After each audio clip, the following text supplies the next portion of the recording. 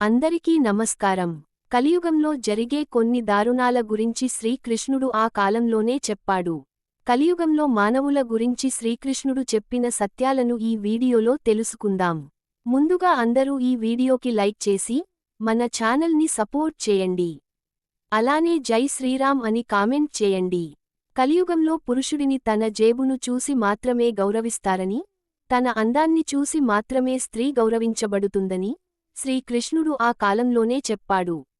ఎందుకంటే కలియుగంలో జీవించే మనుషులకు ఎదుటివారి గుణాలు మరియు వారి పాత్రను గుర్తించే సామర్థ్యం చాలా తక్కువగా ఉంటుంది. చేదుగా ఉన్నా ఇది నిజం. విజయం సాధించినప్పుడు ఆ విజయం విచ్ఛిన్నమైన అనగా చెడిపోయిన సంబంధాలను కూడా దగ్గర చేస్తుంది. ప్రతి ఒక్కరూ మిమ్మల్ని చూడగలిగేలా చిన్నగా ఉండండి. పురుషుడికి తన భార్య పుట్టింటిలో గౌరవం తగ్గదు. స్త్రీలు తమ భర్త యొక్క తల్లిదండ్రులతో కలిసి ఉండడానికి ఇష్టపడరు. అదే చెడు పరిస్థితులు ఇంటిని చుట్టుముట్టినప్పుడు మొదట దూరంగా ఉండేది వారి సొంత మనుషులే. భార్యలకు భర్తలు దాసిలాగా మారుతారు. కుటుంబ భారాన్ని మోయలేక భార్యతో సంబంధాన్ని తెంపుకొని దూరంగా వెళ్ళిపోతారు.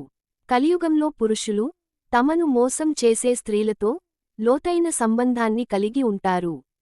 రంగులు మార్చే స్వభావం ఉన్న స్త్రీలలో తమ ఆనందాన్ని వెతుక్కుంటారు. ఆనందం మరియు దుఃఖం మీ మనసులో కలిగే భావన. దానికి సంపద మరియు పేదరికంతో సంబంధం లేదు. ఏడ్చేవాళ్లు రాజభవనాలలో కూడా ఏడుస్తూ ఉంటారు. కానీ సంతోషంగా ఉన్నవారు గుడిసెలలో కూడా సంతోషంగా జీవించగలరు. ఇది గుర్తుపెట్టుకోండి. మౌనంగా ఉండటం వల్ల కోపం పోతుంది. పండ్లను ఇవ్వలేని చెట్టు అయిన నీడను ఇస్తుంది. కాబట్టి ఏ వ్యక్తిని పనికిరాని వాడిగా చూడవద్దు. తెలివిగలవారు మోసం చేసే వారి కుటుంబం తొందరగా అభివృద్ధి చెందుతుంది. డబ్బులు చూసి మాత్రమే గౌరవం ఇస్తారు.